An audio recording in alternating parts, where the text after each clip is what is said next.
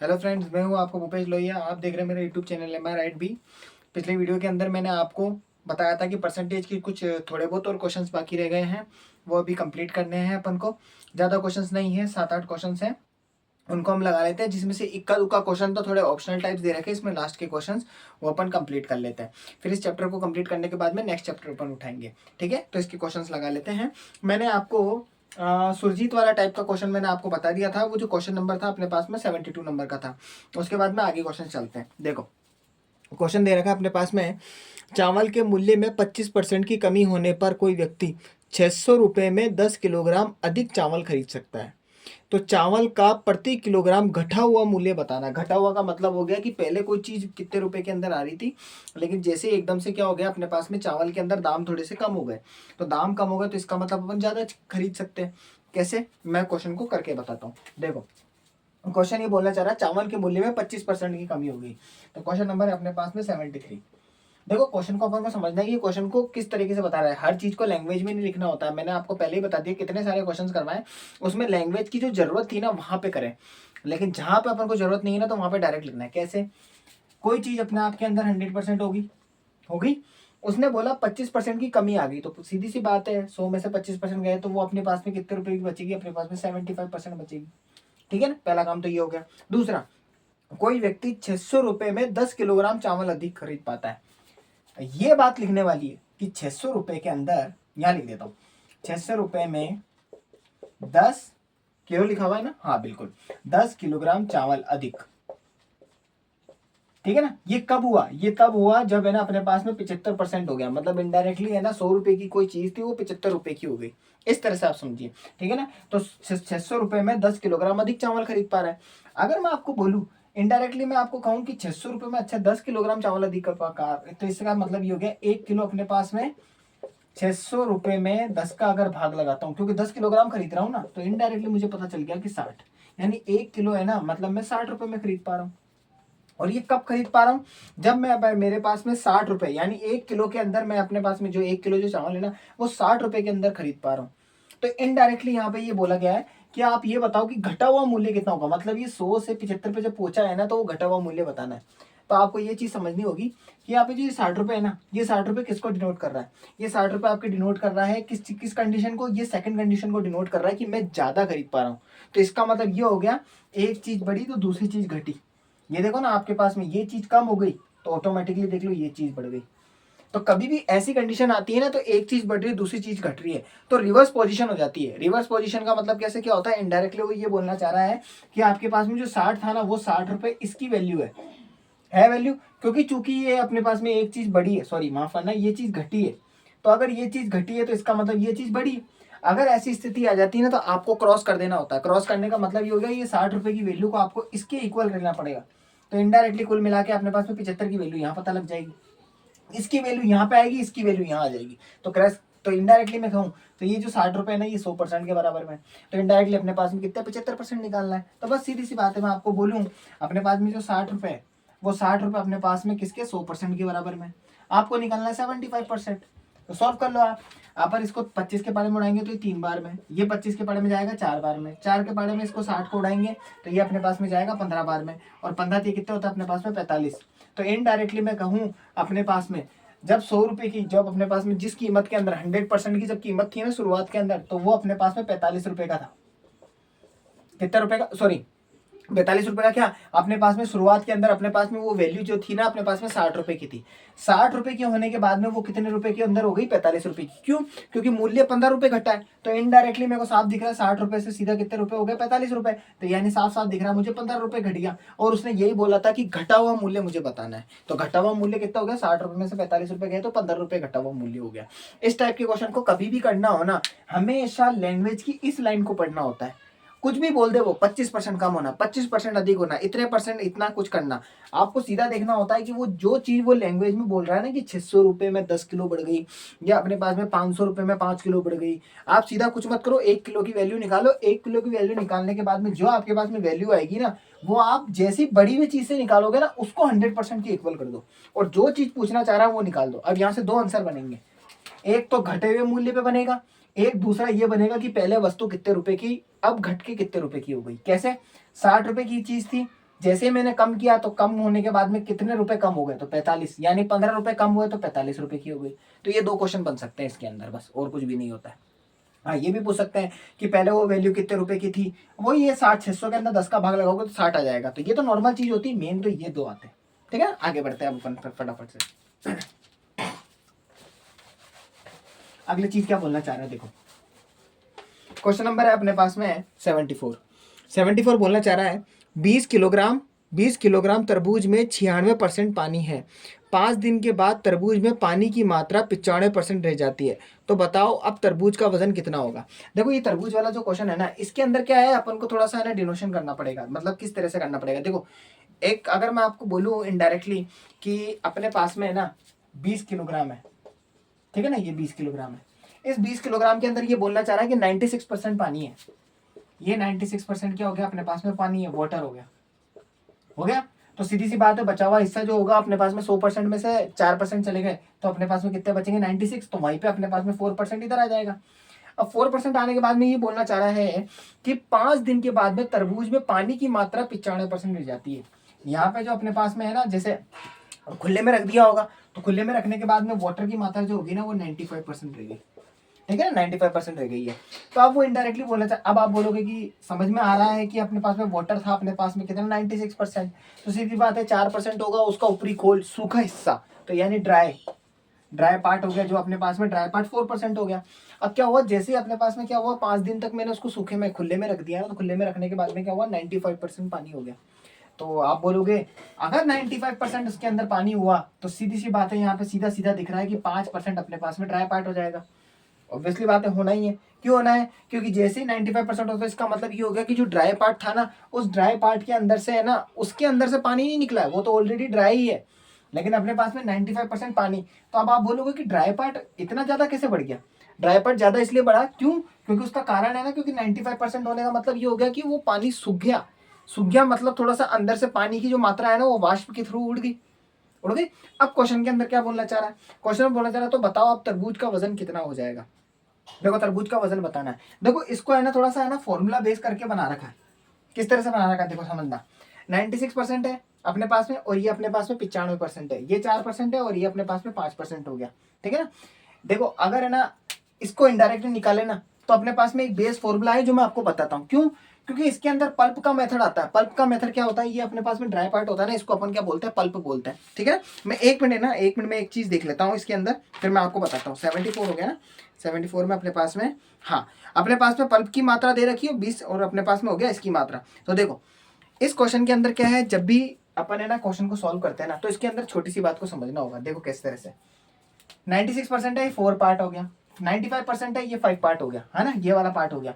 अब देखो इसके अंदर कभी भी वैल्यू को अपन को पुटिंग करना है ना, तो सीधी सी बात है अपन को निकालना कैसे है, एक इक्वेशन मेथड है, या फिर मैं आपको है ना सीधी सी बात है, मैं आपको फॉर्मूला लिखवा ही देता हूँ। देखो फॉर्मूला क्या है अपने पास में, वैसे मैं फॉर्मूला यूज करवाना नहीं चाहता, इसको है ना मैं डायरेक्ट पुटिंग मेथड से करवाना चाह रहा हूँ। लेकिन पुटिंग मेथड के लिए आपको क्या होगा, पल्प को किस तरीके से निकालते हैं और ये सब चीजें कैसे करते हैं वो मैं बाद में बताऊंगा। पहले अपन शेष मात्रा, कभी भी मात्रा निकालते हैं ना, तो मात्रा निकालने के लिए अपने पास में एक फॉर्मूला है, फॉर्मूला दे रखा है, दी गई मात्रा है अपने पास में, क्योंकि मैं इससे समझाऊंगा मैं आपको कि वो वैल्यू मैं किस तरह से बताना चाह रहा हूँ। और उसके बाद में आ गया परसेंटेज मात्रा,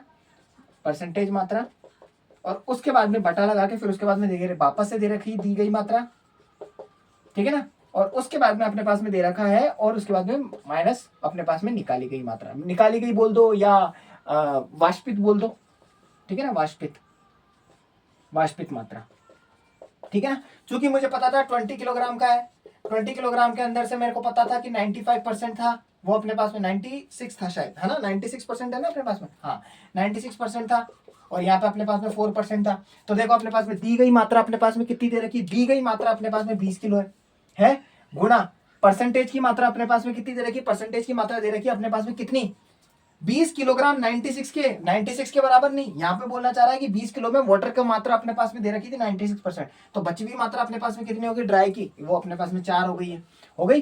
फिर वापस से दी गई मात्रा है, तो दी गई मात्रा अपने पास में 20 ही थी, ठीक है ना, और उसके बाद में से माइनस कर दी वाष्पित मात्रा। अब वाष्पित मात्रा कितनी हो गई अपने पास में, लगभग 1% हो गई, इनडायरेक्टली कहूं तो 96 ही हो गई है ना, इस तरीके से। तो फॉर्मूले के अंदर अपने पास में बस यही दे रखा है और कुछ भी नहीं है ना।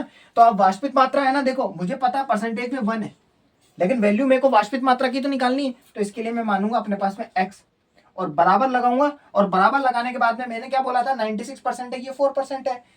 उसने बोला साफ साफ क्लियरली बोल रहा है 95% हो गया वाटर, तो इनडायरेक्टली मुझे पता चल गया कि 5% अपने पास में ये पल बचेगा। यहाँ 1% का गैप निकाल रहे हैं। आप तो बोल दो कि भैया डायरेक्ट निकाल लो ना, नहीं, ऐसे टाइप के क्वेश्चन के अंदर जिसके अंदर क्या होता है अपना आप ही कोई चीज उड़ रही है, तो उसके लिए अपन को या तो फॉर्मूला बेस्ड पैटर्न समझना होता है या फिर उसका सिस्टमेटिक पैटर्न समझ में होता है, ठीक है ना। तो अपने मुझे पता चल गया कि 4% से वो 5% पे पहुंच गया, तो सीधी सी बात है वो 5 के बराबर में है ना। और उसके बाद में 5 ही लिख दो, या फिर आप चाहो तो इसको 5 पे ही रख दो, ये बराबर 5 के ही है, ये जो इक्वेशन बनी है ना ये 5 के बराबर है। अब आप चाहो तो इसके नीचे ना 5/1 लगा लो, आपकी इच्छा है, ठीक है ना। तो मैंने इनडायरेक्टली यहाँ पे लिख दिया 5, तो मैं बटा में 1 लगा देता हूँ। अब कुछ भी नहीं करना है, क्रॉस करना है और उसकी वैल्यू पुट करनी है। तो देखो कैसे निकालना है, इसको 1 को इससे गुणा करूंगा तो 20 × 4 ये 80 का 80 रहेगा, ठीक है। इसको इससे गुणा करूंगा तो ये 5 और ये हो जाएगा 20 - x हो जाएगा, ठीक है ना।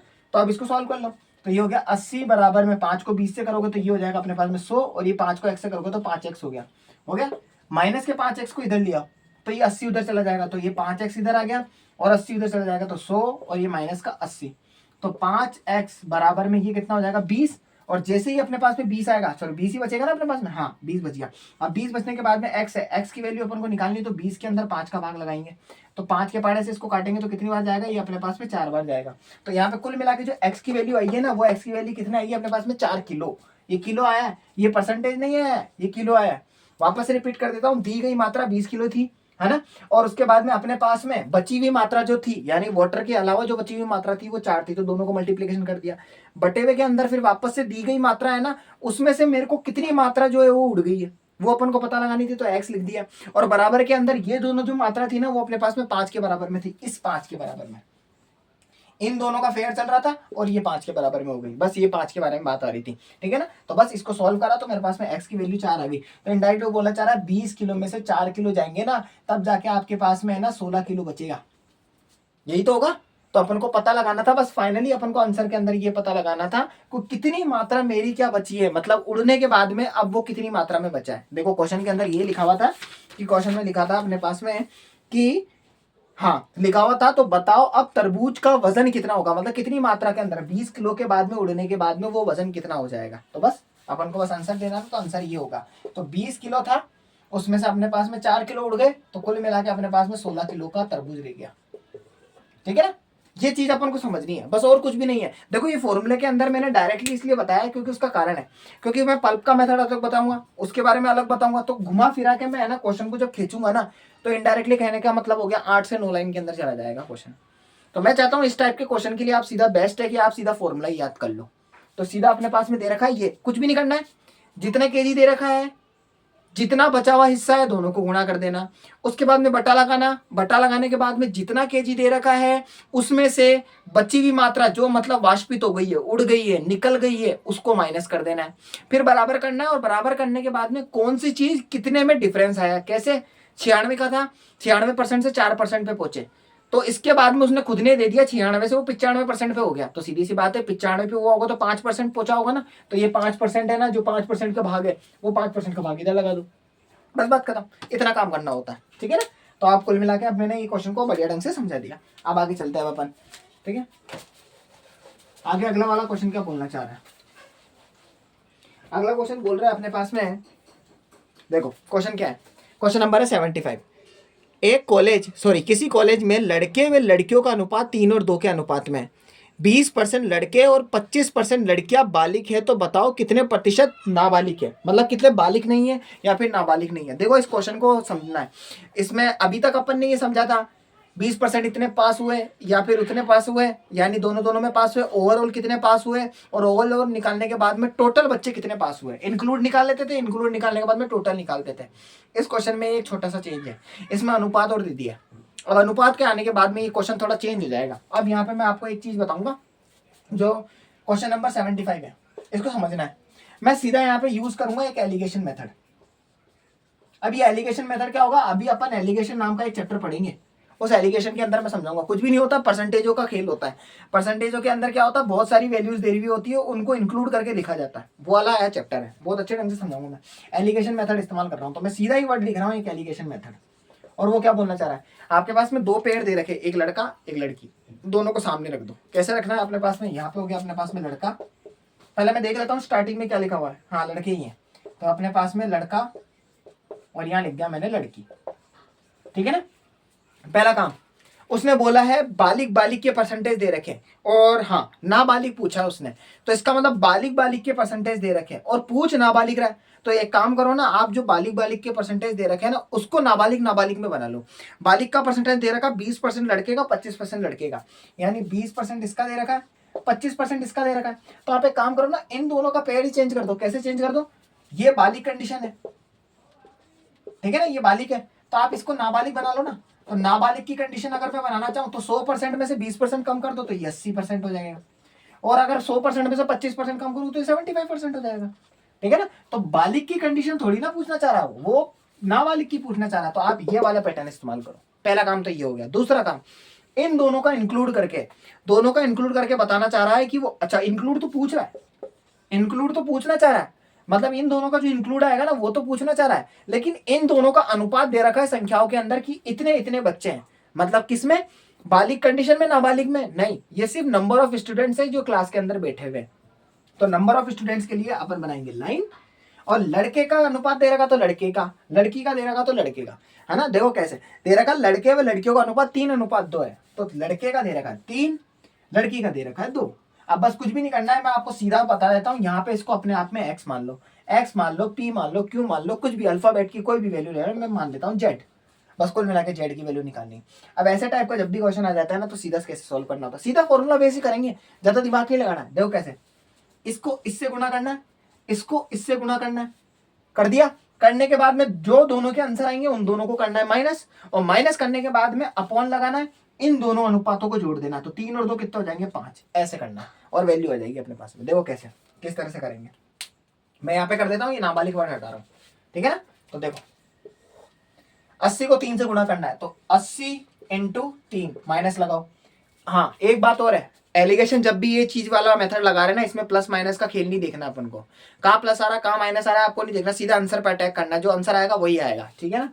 तो 80 को 3 से गुणा करना है, 75 को 2 से गुणा करना, माइनस लगा के 75 × 2 और बटा लगा देना है, और बटा लगाने के बाद में इन दोनों अनुपातों को जोड़ देना है, तो 3 + 2 को जोड़ देना है, तो 3 + 2 का मतलब सीधा लिख रहा हूं मैं 5।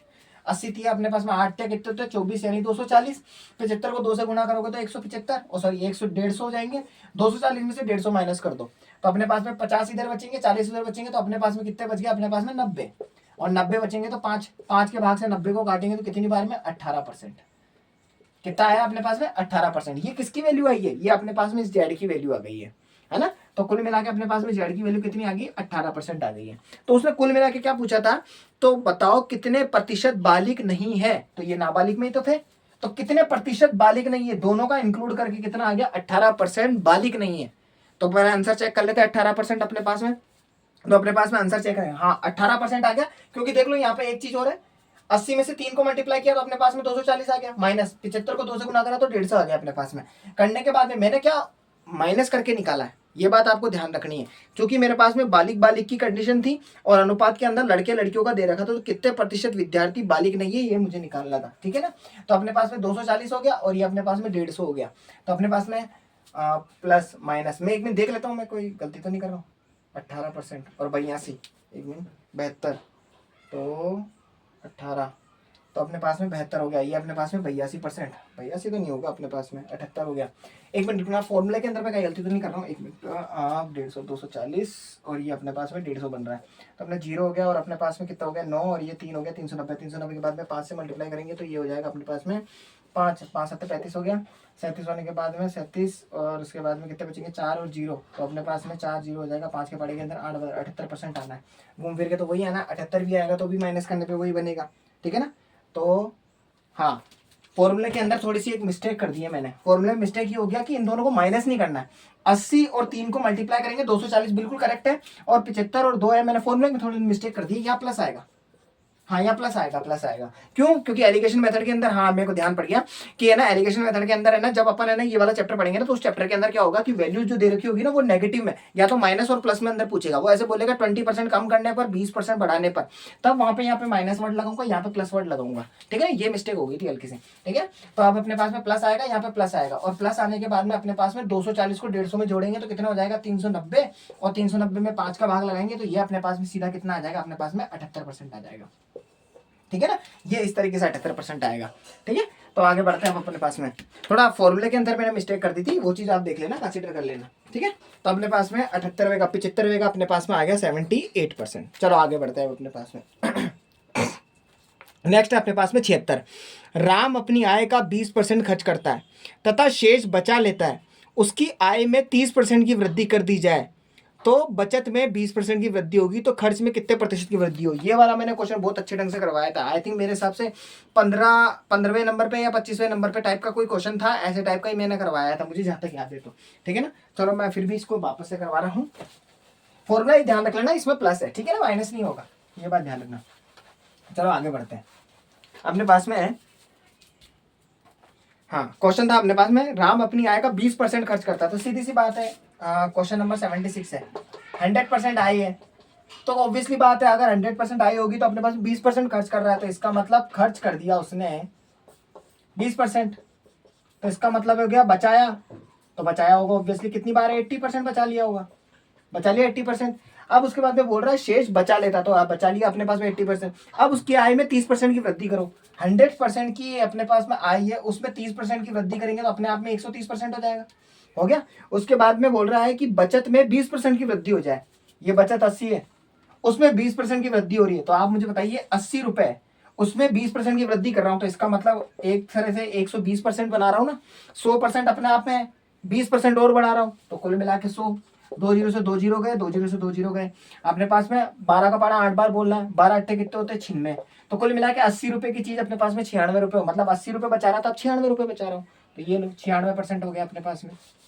ठीक है ना, तो अब कुल मिला के 130 रुपए थे, 130 में से 96 रुपए बचा लिए, तो साफ साफ दिख रहा है 4 रुपए इधर से गए और 30 रुपए इधर से गए, तो कुल मिला के अपने पास में 34% में खर्च कर रहा हूँ यहाँ पे, और वो यही पूछ रहा होगा। तो अपने पास में खर्च में कितने प्रतिशत की वृद्धि हुई है। अब देखो ये वर्ड नहीं पूछ रहा कि कितने, दोनों में माइनस करने की कितना है, वो ये पूछना चाह रहा है 20% से 34% में कितने की वृद्धि हुई है। तो देखो ना, यहां से यहाँ पे आने पे इसको कितना होगा, 14% की वृद्धि हुई। साफ दिख रहा है 20 से सीधा 14 पहुंचा, तो 34 में से 20 गए तो कितने बचेंगे अपने पास में, 14। तो 14 तो ऊपर हुआ किसमें, इससे इसमें हुआ या इससे इसमें हुआ, तो 20 से हुआ है ना, तो बटा नीचे 20 और इंटू 100। तो 20 के पारे में इसको काटेंगे तो 5 बार में, 5 को इससे करेंगे 14 पंजे कितने होते हैं अपने पास में, 70% इनडायरेक्टली। तो 70% की वृद्धि हुई है इनडायरेक्टली, ठीक है ना। तो 70, तो 76 का अपने पास में आ चुका है अपने पास में 70%। चलो आगे बढ़ते हैं अपने। अब ये जो 3 क्वेश्चन दे रखे हैं ना, 1, 2 और ये तीन ऑप्शनल टाइप में, बाकी ये लास्ट वाला क्वेश्चन है ये तो ऑप्शनल ही है। इसमें तो देखो डायरेक्ट बस एक ऑप्शन से बताना हूँ। देखो मैं क्वेश्चन रिपीट करूंगा, मैं आपको डायरेक्ट ही बता दूंगा। राम की आय 150 रुपए, ठीक है। शाम की आय सोहन से 30% कम है। चलो ठीक है, मैं समझा ही देता हूँ इसको। देखो आखिरी के क्वेश्चन है इसलिए मैं बता ही देता हूँ।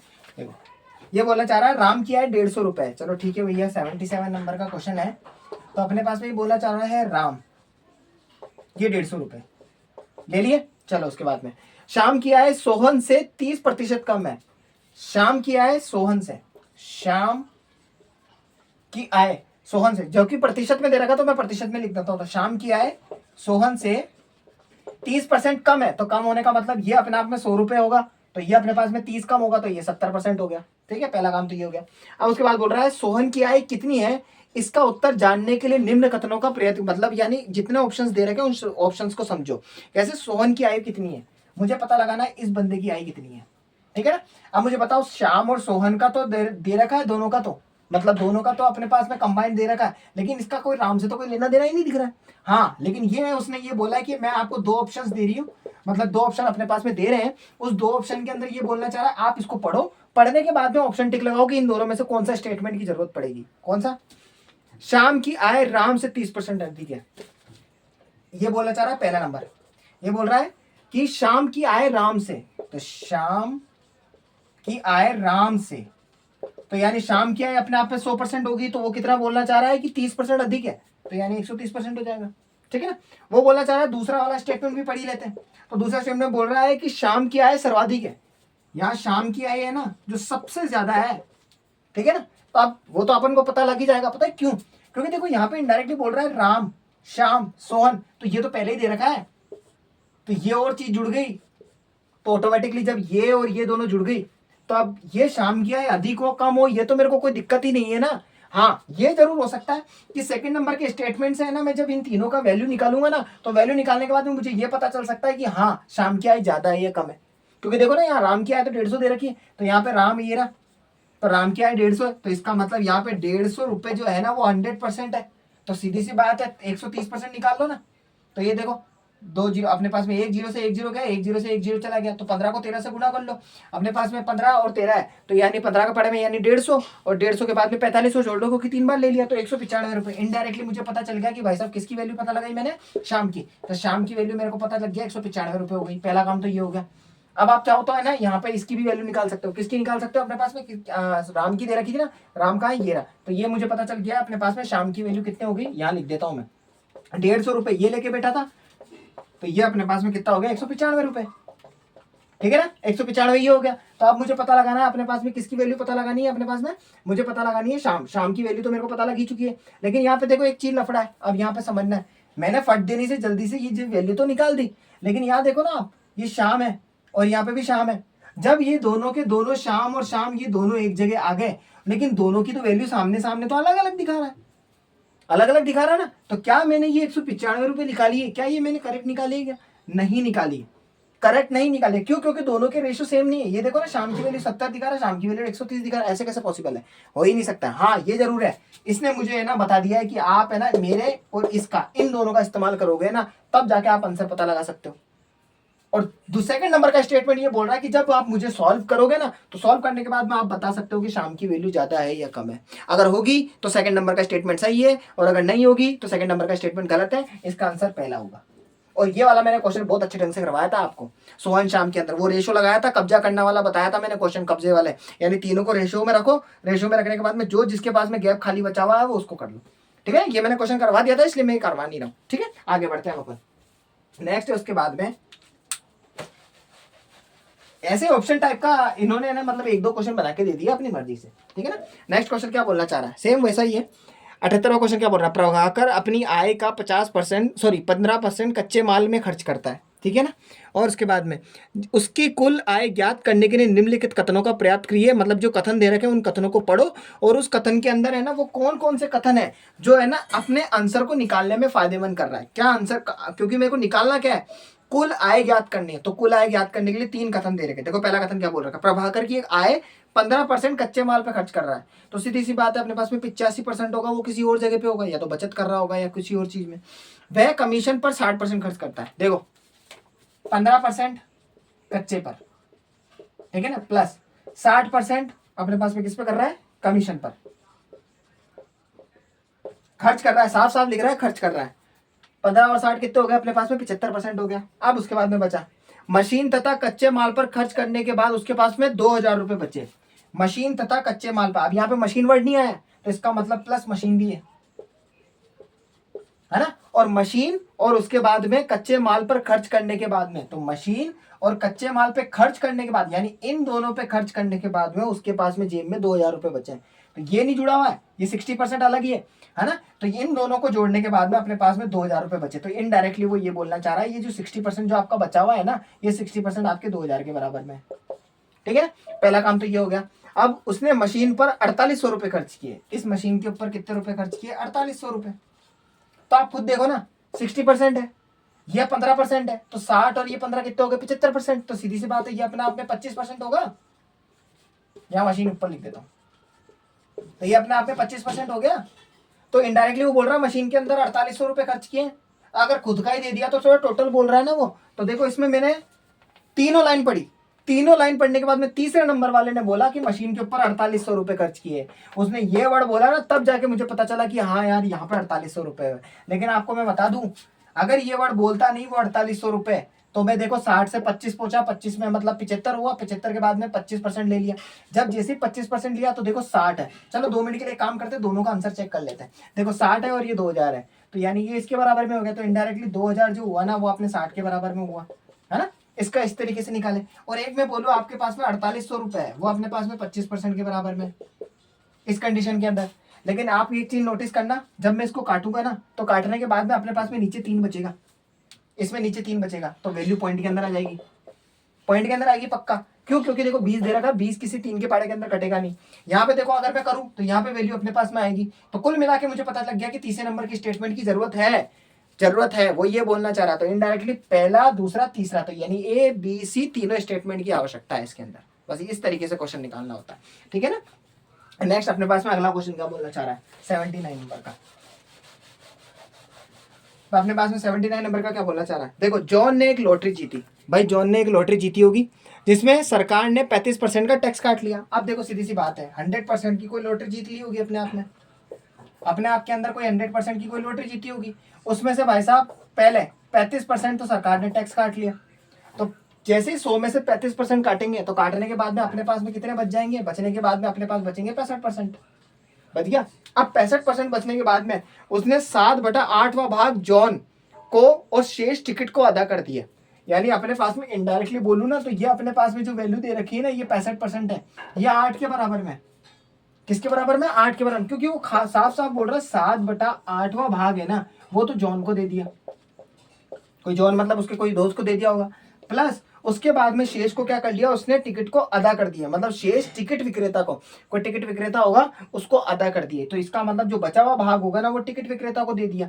तो अब आप सबसे पहले ये समझना, यहाँ अपने पास में इनडायरेक्टली में बोलूँ ना तो बस वो क्वेश्चन में ये पूछना चाह रहा है कि अपने पास में टिकट विक्रेता की वैल्यू दे रखी है। यहाँ पे जो बंदा है ना वो टिकट लेने वाला, ये टिकट विक्रेता जो है इसकी वैल्यू दे रखी है अपन को, कितनी दे रखी है अपने पास में 22,343.75 ये दे रखी है। तो कुल मिला के पूछना चाह रहा है उसने लॉटरी कितने रुपए की जीती थी, बस ये क्वेश्चन पूछना चाह रहा है। देखो इस क्वेश्चन को है ना इधर उधर फिर रहा हूँ, इससे तो अच्छा है, सबसे बेस्ट है लॉटरी निकालनी है ना। तो लॉटरी की वैल्यू को अपन को क्या मान लेते हैं, अपने मन से मान लेते हैं, जैसे पी मान लिया, गुणा लगाओ, जो दोनों परसेंटेज दे रखे हैं उन दोनों को सीधा लिख लेता हूँ। देखो कैसे, वही 100% में से 35% घटाया तो कितना होगा 65%, सीधा लिखो 65%, इंटू लगाओ। इस 65 का अपने पास में 7/8वां भाग है, तो आप मुझे बताओ 7/8वां भाग दे रहे हो तो 1/8 भाग बचेगा ना, क्योंकि देखो 8 भाग है उसमें से 7 भाग दे दिया तो बचेगा कितना, 1 भाग, तो 1/8 भाग बचेगा ना। तो इस तरीके से तो 1/8वां भाग हो गया। और बराबर के अंदर इनडायरेक्टली बस वो ये वैल्यू, जो जितनी भी वैल्यू मैंने इन दोनों की वैल्यू थी ना उन दोनों के बाद में जो बची हुई वैल्यू है वो बची हुई वैल्यू ये टिकट विक्रेता की तो है, तो ये 22,343.75, बस बात खत्म, पी की वैल्यू निकाल लो आप। इतना फंसना ही नहीं है इस क्वेश्चन के अंदर। तो बस 65 दे रखा अपने पास में, ये बात ध्यान रखना, ये 65% था, तो परसेंट होगा तो नीचे 100 लगेगा, ठीक है। तो ये 100 लग गया। तो बस आप सॉल्व कर लो, 100 और 8 है वो दोनों ऊपर जाएंगे, 65 चला जाएगा नीचे। तो बस P बराबर के अंदर 22,343.75, 100 ऊपर 8 ऊपर, नीचे की तरफ में अपने पास में 65 आ जाएगा। अब देखो इसको सॉल्व करो, देखो ये 65 लिखा हुआ है तो इनडायरेक्टली ये 13 के पाड़े में जा सकता है, 13 पंजे 65 होते हैं इसलिए, ठीक है ना। तो भैया पॉइंट हटाता हूँ और इंटू लगाता हूँ, नीचे 100 लगाता हूँ, क्योंकि पॉइंट के बाद में 2 नंबर है तो 2 नंबर के लिए 2 जीरो हो गए, 100 से 100 कट गया, 13 के पाड़े से इसको उड़ाते हैं तो ये 5 बार में गया, 13 से पाड़े इसको उड़ाते हैं। देखो 13 कम 13, 13 कम 13 के बारे में बचेंगे 7 और 2 कितने बचेंगे 9, तो 9 और 3 हो गए 93, 13 7 91 हो गया, 13 7 91 आ गया। 91 आने के बाद में 93 में 2 बचेंगे तो 2 और 4 24 हो गया, 13 कम 13, 13 दूनी 24, तो सॉरी 13 दूनी 26 तो ज्यादा हो जाएगा, तो अपन 13 एकम 13 लेंगे, तो 13 एकम 13 जैसे ही लेंगे तो यहाँ पे 24 बन रहा था, तो 24 में से 13 एकम 13 यानी 7 और 4 कितना हो गया अपने पास में 11, तो 11 आ गया। तो 11 आने के बाद में तो 13 से छोटा है तो 113 ले लेंगे, तो 113 लेंगे, 13 7 91 और 13 7 91 हो गया, और 13 छिंग हो गया अपने, 13 8 हो गया 104, ठीक है ना। 13 8 104 हो जाएंगे, 104 होने के बाद में अपने पास में कितने बचेंगे 6 और 3 कितना हो गया अपने पास में 6 और 3 हो गए 9, तो 9 बच गया अपने पास में, ठीक है ना। सॉरी 9 बच जाएगा, और ये कितने बार में गया अपने पास में 8 बार में गया, ठीक है ना। तो 9 बच गए, 9 के बाद में अपने पास में 7 बचेंगे, फिर वही 13 7 91, 91 बचेगा तो अपने पास में कितने बचेंगे 6, फिर वापस से देख लो 65 आ गया, तो 13 7 91 हो गया, और उसके बाद में अपने पास में कितने बचेंगे 6, तो 13 7 91 हो गया, सॉरी है ना। तो 91 होने के बाद में 6 बचेंगे, तो 13 5 65, तो 5 बचेगा, ठीक है ना। इस तरीके से मैं देखो डायरेक्ट नहीं किया, इसलिए थोड़ा सा अपना कैलकुलेशन करते हैं ना। अगर नजर मेरी इधर होती ना तो मैं फटाफट फटाफट जल्दी लिख देता, मैं इधर भी देख रहा हूँ इधर भी देख रहा हूँ ना, तो इस वजह से थोड़ा टाइम लग गया, ठीक है ना। अब इसके बाद में देखो 5 आ रहा है, इधर भी 5 आ रहा है, तो ये 5 से कट जाएगा, काट दो, इसको 5 से उड़ाओ, ठीक है ना। एक मिनट मार्कर चेंज कर लेता हूँ, ठीक है। इसको 5 से उड़ाएंगे तो 5 या 15, तो 3 बार के अंदर कितने बचेंगे, 2 और 1 बचेंगे 21। तो अपने पास में अपने 4 5 चौक 20 हो जाएगा, 21 में 1 बचेगा और 8 बचेगा, तो अपने पास में 3 बार के अंदर अपने पास में 3 बचेंगे, तो 3 और 7 हो गया 37, 7 बार के अंदर 35 हो गया, तो अपने पास में 2 और 5 25, यानी 5 बार के अंदर उड़ गया। नीचे कुछ भी नहीं बचा, ऊपर सामने वैल्यू दे रखी है, बस इसको सीधा 8 से गुना कर दो, क्योंकि 100 से 100 तो कट ही चुका है। तो देखो 8 पंजे 40 का 0, 4 इधर आ गया, 7 पंजे 35, 35 के अंदर सॉरी 8 7 56 हो गया, 56 होने के बाद में 8 5 40 हो गया ना, हाँ 8 7 56, 56 और 4 हो गया अपने पास में 60 का 0 लग गया, फिर वापस से 6 लग गया, 8 या 24 हो गया, 24 और 6 कितने हो गया अपने पास में 30, फिर 0 लग गया, फिर 3 लग गया, फिर उसके बाद में 8 चौक हो गया अपने पास में 32, 32 और 3 कितने होते हैं 35 का 5 आ गया, फिर 3 आ गया, फिर 8 या अपने पास में 24, 24 और 3 कितने होते हैं अपने पास में 24 और 3 हो जाएंगे अपने पास में 27, तो 27, यानी कुल मिला के अपने पास में जो लॉटरी की जो राशि थी ना वो ये थी अपने पास में, क्या 2,75,000 रुपए उसने जीते थे, ठीक है ना। देख लेते हैं आंसर अपना करेक्ट है, अगर नहीं भी होगा तो कोई कैलकुलेशन के अंदर ही थोड़ी बहुत मिस्टेक हुई होगी तो देख लेते हैं, ठीक है ना। अपने पास में बिल्कुल करेक्ट आंसर आया 79 का 2,75,000 रुपए, बिल्कुल करेक्ट आंसर आया अपने पास में सॉल्व करने पर, ठीक है ना। कैलकुलेशन इसी तरीके से करनी है, स्पीड तेज रखनी है, अगर एक ही जगह नजर रखोगे ना तो और टाइम बच जाएगा आपका, वो नजर थोड़ा सा इधर से डिस्टर्ब हो जाता है ना तो अपने पास में वैल्यू ऊपर नीचे करने में दिक्कत होती है, ठीक है। तो फाइनली अपन ने परसेंटेज को खत्म कर दिया है, परसेंटेज के सबसे शानदार से शानदार जो क्वेश्चन थे ना वो सारे लगा दिए हैं। आप इन वीडियो को एक बार और रिवाइज कर लेना, परसेंटेज के सारे क्वेश्चन आपके दिमाग से लगने शुरू हो जाएंगे, मतलब आपको पता लग जाएगा कि हाँ कैसे इससे काटापिटी करनी है, ठीक है ना। तो अब मैं आपको मिलूंगा नेक्स्ट वीडियो के अंदर नेक्स्ट चैप्टर के साथ में। तो वीडियो के लास्ट में मैं बता देता हूँ आपको कि लगातार जितने भी अपने पास में क्वेश्चंस करते जा रहे हैं मैं पूरी कोशिश कर रहा हूँ कि उनको शॉर्ट ट्रिक से करने की पूरी कोशिश करूँ, ठीक है ना। हाँ मैं लेंथी नहीं करा रहा हूँ, लैंग्वेज ज्यादा लिख नहीं रहा हूँ, सीधा शॉर्ट के अंदर लिख रहा हूँ और उसको काटापिटी कर रहा हूँ, और भी जितना ज्यादा हो सकेगा मैं इंक्लूड करके बहुत अच्छे ढंग से करवाने की कोशिश करूंगा। इसलिए आप मेरे साथ में जुड़े रहिए, ठीक है। मैं आपको मिलूंगा नेक्स्ट वीडियो के अंदर, तब तक के लिए बाय।